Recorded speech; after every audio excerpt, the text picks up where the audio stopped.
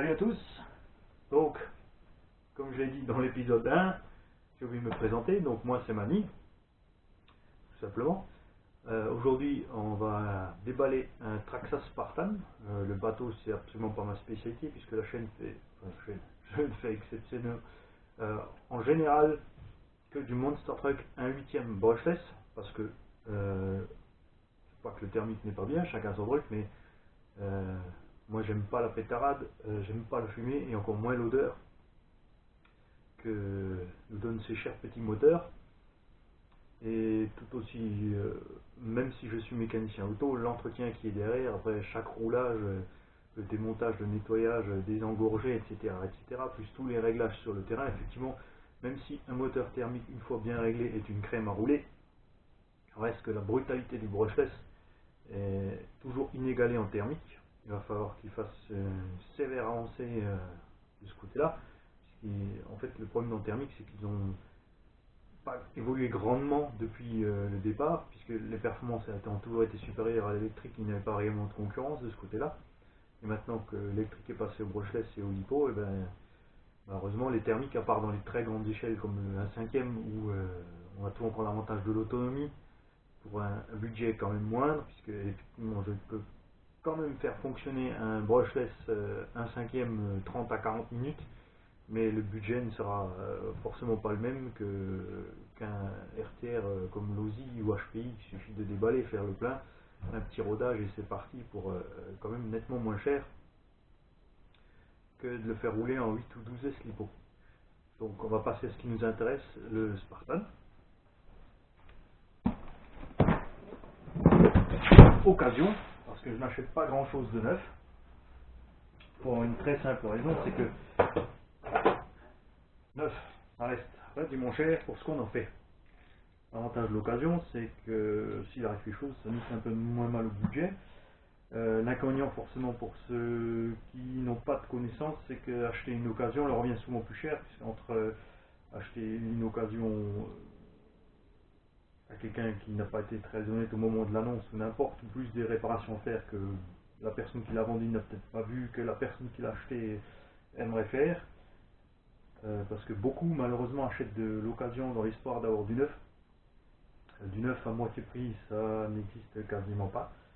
On peut faire des bonnes affaires, mais ça restera de l'occasion. Donc les amoureux qui aiment avoir tout dans l'état neuf, c'est-à-dire le carton, la notice, en français bien sûr, encore sous garantie si possible, etc. Acheter du neuf. Donc, voyons voir ce qu'il y a là-dedans. Ça, c'est un bateau que j'ai acheté à quelqu'un qui semble bien honnête, puisqu'il m'a précisé dès le départ que son moteur était HS. Après, s'il n'y a que le moteur ou le variateur, ça sera à voir. Il est néanmoins sous garantie, et je pourrais donc envoyer moi-même tout ça en garantie, si besoin. Mais l'idée de départ, de toute manière, c'est de mettre notre motorisation dedans, que c'est de l'origine. Parce que même si je suis un fan de Traxxas, je sais bien que les combos Millennium sont quand même pas ce qu'il y a de mieux. Ils sont corrects, satisfaisants, mais on peut faire mieux. Alors, il m'avait envoyé des photos qui montraient donc une machine en super état.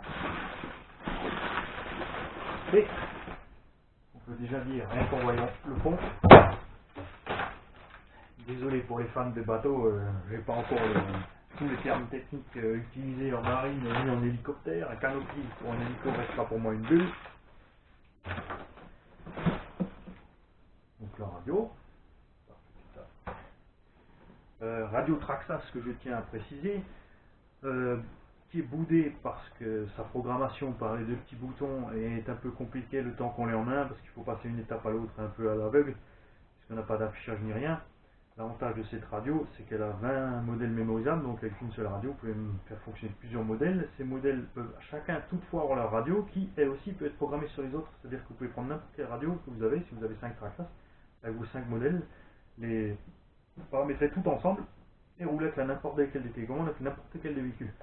Ce qui n'est pas le cas par exemple de la Spectrum DXE, qui pour moi m'a énormément déçu puisque je pensais qu'elle avait cette option aussi et que non. En fait, si vous avez une Spectrum DXE, vous pouvez déplacer un véhicule, point barre. Si vous programmez autre chose, le premier est perdu. Et elle est loin d'avoir tous les réglages qui sont disponibles sur cette radio Traxxas, qui est vendue neuve en France, bon, relativement cher quand même, mais qu'on peut avoir aux États-Unis sur eBay pour à peu près 35 $ frais de port compris, avec l'émetteur et le récepteur. C'est donc une super affaire pour les débutants. Donc sortons le bateau lui-même. Alors j'ai aucune idée si vous voyez correctement ce que je fais, puisque je filme à l'aveugle. Je vous le répète, je ne suis pas un professionnel de la vidéo. Je n'utilise pas de retour vidéo sur un écran, j'aurais aimé, mais TechTech n'a pas été capable de me faire fonctionner ça sans passer par un Skype, ce qui ne m'arrange pas du tout. Moi j'aurais aimé brancher mon ordinateur simplement avec un câble sur ma caméra et voir ce que je fais pour vous faire les choses un peu mieux. On va faire comme ça à l'aveugle, ça peut être marrant de toute manière. Donc le bateau est effectivement en bon état, quelques rayures, rien d'anormal, hein, c'est de l'occasion. Le gouvernail, lui, il a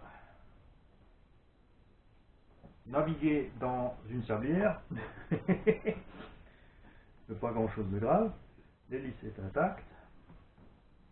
Donc, le vendeur a précisé que donc, le moteur était bloqué.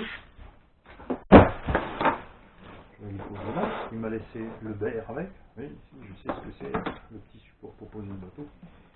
Ça s'appelle un BR. Donc,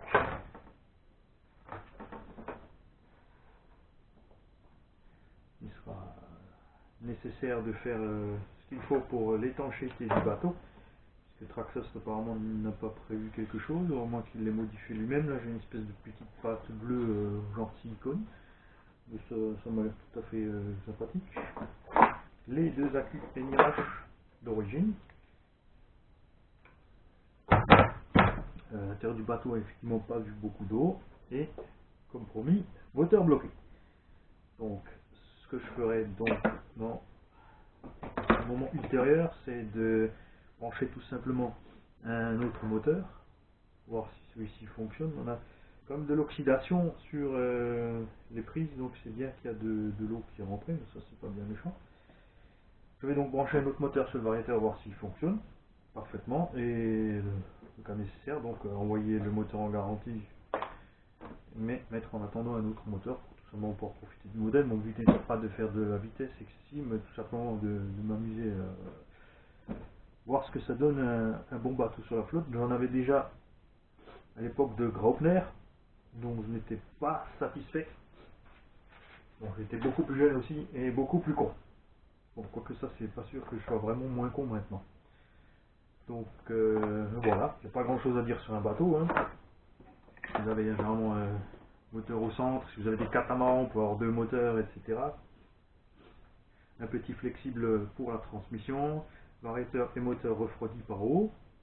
Donc ce qui est toujours marrant chez Traxxas, c'est qu'ils font des choses waterproof et marines avec des vis qui rouillent.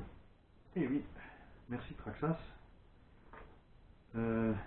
À part que si, il y a eu un effort, puisque je ne sais pas si c'est lui qui l'a fait ou si ça vient de Traxxas, il y a quand même des vis inox pour fixer la partie centrale sur le bateau. Autre chose qu'on apprécie chez Traxxas, c'est toujours qu'ils ont pensé à la simplicité des choses. Ici, on enlève ces deux vis et on peut retirer toute la partie centrale du bateau, c'est-à-dire après avoir séparé l'accouplement bien sûr du flexible. Donc on peut sortir la transmission et la platine centrale, ce qui est assez sympa.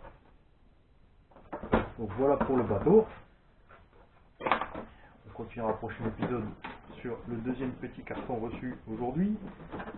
Si vous avez des questions, des conseils à me donner, puisque je n'y connais rien en bateau, n'hésitez pas à laisser un petit lien sur la vidéo YouTube. Si toutefois, comme je l'ai dit aussi dans l'épisode 1, j'arrive à bien faire fonctionner cette histoire pour pouvoir vous diffuser les vidéos. Puis voilà, c'est à peu près tout. Je vais en profiter pour vous montrer les micro-rallyes 1/24e que j'ai oublié de présenter au premier épisode.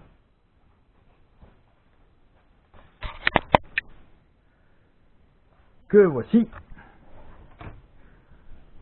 Alors ça, ce sont des petites machines formidables, puisque c'est vraiment une des rares machines sorties du carton comme elle est. Donc ce sont les versions brushless en 2,4 GHz que j'ai fait fonctionner, donc que j'utilise en NIMH pour le junior et ma chérie, ou en lipo avec une radio sur laquelle je peux brider les gaz, puisque en 2S en intérieur c'est déjà trop, en 3S c'est un peu du n'importe quoi. Si vous roulez à pleine vitesse, on va déjà aller dehors. Mais ces machines sorties de la boîte comme elles sont une tuerie. Il n'y a absolument rien à régler, rien à faire. Certains débris d'un peu les différentiels des débuts, mais c'est quelque chose qui vient tout seul en fait. Ça se remarquait beaucoup plus sur les versions moteur charbon. Après, avec le moteur brushless, la puissance qu'il y a dessus, c'est relativement insensible. Elles ne sont pas étanches, puisque même si on peut les utiliser en extérieur, les miennes n'ont servi qu'en intérieur, parce que c'est quand même de la toute petite mécanique et du sable et des pierres là-dedans. Aucune idée comment ça va se comporter.